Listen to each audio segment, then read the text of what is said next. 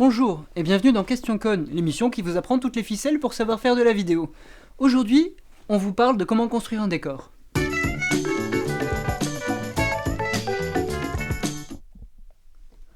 Paul! Où est passé mon fauteuil en cuir? Et ma cheminée? En fait, on vient de déménager, donc du coup, on n'a plus nos anciens décors. Alors je sais pas, je me suis dit on peut faire d'une pierre deux coups. On pourrait faire une émission là-dessus. Quel outrage! Je suis un homme de lettres, un théoricien. Je ne m'abaisserai pas de vulgaires travaux manuels. Tant pis pour toi, écoute, hein. Je demanderai à Script, je suis sûr que lui, il sera content de présenter, hein.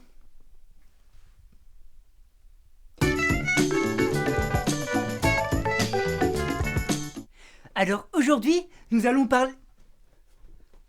Où sont mes outils? Tournevis, reviens! Perceuse de mon cœur! Gentil marteau! Ma petite Sissi!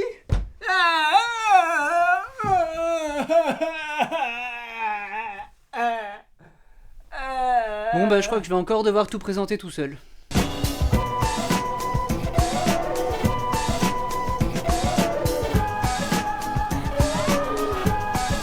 Vous avez peut-être déjà abandonné des projets de vidéo parce que vous n'aviez pas les décors adéquats. Eh bien si c'est le cas, le sujet d'aujourd'hui est pour vous. Nous allons aborder comment construire des décors, et tout ça sans sortir de la maison. Pour commencer, nous avons besoin d'un endroit pour présenter cette émission, parce que ma chambre, ça va 2 secondes.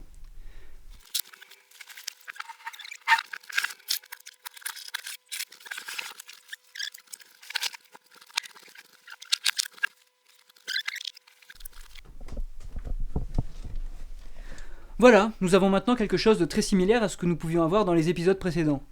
Et pourtant, on n'a fait que bouger quelques meubles. Bon, passons à autre chose. Si vous tournez par exemple dans votre cuisine, vous avez beau savoir que vous y êtes, si vous ne montrez rien à l'image qui en témoigne, le spectateur il sera pas au courant. Par exemple, est-ce que vous trouvez que ça ressemble à une cuisine? Eh bien venez voir. C'en est une. Alors l'idée c'est de plutôt filmer ce côté-là. Mais qu'est-ce que vous faites?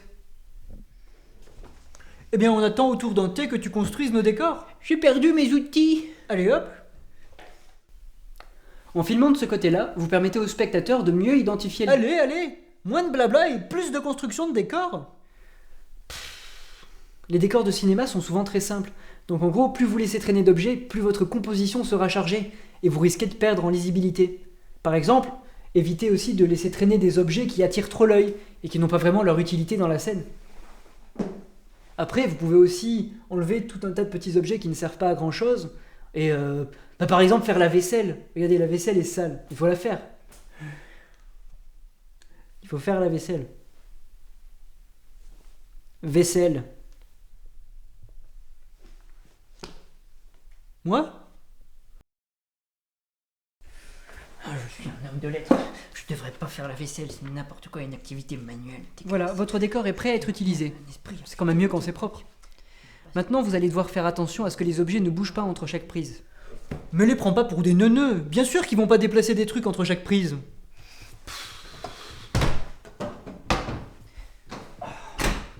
Je me doute bien que personne fera l'erreur des placards. Mais je pense que personne n'a remarqué que ta tasse avait bougé, par contre.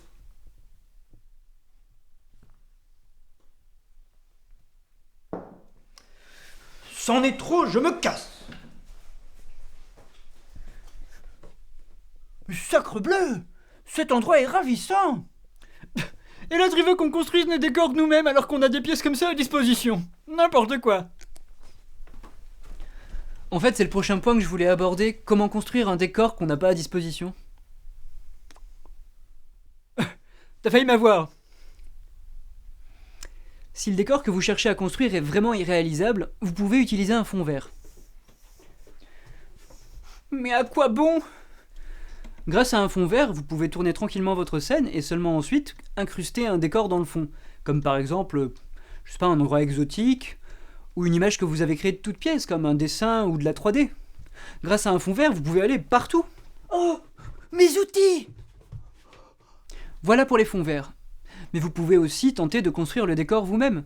Regardez par exemple le décor du professeur Pellicule, il a l'air de beaucoup l'apprécier. Eh ben c'est qu'une plaque en bois avec 2 tissus. Tu vas me faire croire que c'est toi qui as construit ce décor? Non mais regarde ces moulures en marbre. Ce canapé en cuir. Ces toiles de maître. Tu vas me faire croire que c'est du tissu tout ça. Un décor simple peut suggérer beaucoup de choses. Vous n'avez pas besoin de la salle que vient de décrire le professeur Pellicule. Quelques éléments de décor peuvent suffire à lui donner vie. Dis tout de suite que j'ai des visions. Par contre, avec un tel décor, le cadrage est très important. Là on y croit, là on n'y croit pas. Mais je ne comprends pas. Tout est devenu moche. Mais je te promets, j'avais vraiment tout vu. C'est parce que t'es un de mes personnages, tu vis pas dans le décor réel, tu vis dans celui que j'essaie de suggérer pour l'émission. Bon, vous devez vous dire que ce décor un peu bricolé est un peu ridicule. Mais en même temps, le spectateur ne voit que ce que vous lui montrez, il n'a aucune raison de savoir que c'est un bricolage. Alors optez pour la solution qui convient à vos moyens.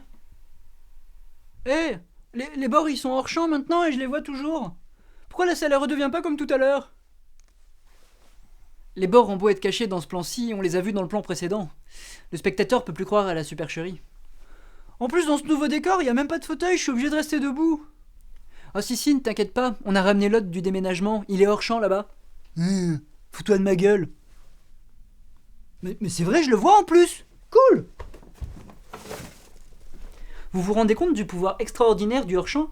Le spectateur ne connaît pas le décor réel. Tout ce qu'il sait, c'est ce que vous lui montrez. Ce qui est hors-champ, il ne pourra que l'imaginer via les informations que vous lui donnez. Et puis le spectateur, au fur et à mesure des plans, va se créer une carte mentale du lieu. Vous pouvez jouer avec ça. Par exemple,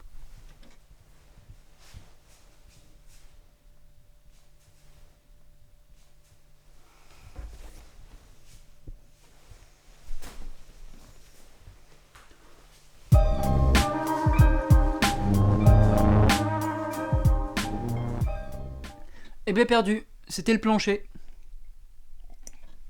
Votre esprit a instinctivement lié les deux lieux, alors qu'ils ne le sont pas du tout. C'est une autre conséquence de l'effet coulée de chauffe que nous avons vu dans l'épisode précédent.